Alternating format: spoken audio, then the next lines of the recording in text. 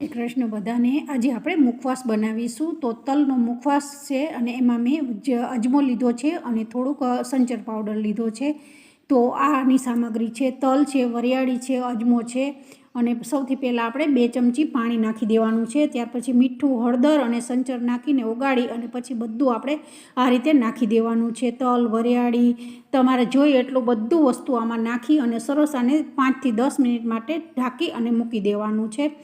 થોડુંક એકદમ સરસ મિક્સ થઈ જાય પછી આપણે એને એક તવો મૂકવાનો છે અને તવામાં તમે જોઈ શકો છો 10 મિનિટ થઈ ગઈ છે અને મેં આ રીતે શેકી લેવાનું છે।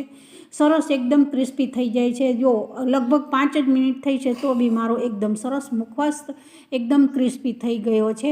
તો હવે આપણે થોડોક ઠંડો થાય એટલે આપણે એક કન્ટેનરમાં ભરી દેવાનો છે। તો એકદમ સરસ આ ક્રિસ્પી મુખવાસ સરસ તૈયાર થઈ ગયો છે। જમ્યા પછી જો તમે આ મુખવાસ લેશો તો પેટને બહુ જ સારું રહેશે। તો બધાને જય શ્રી કૃષ્ણ।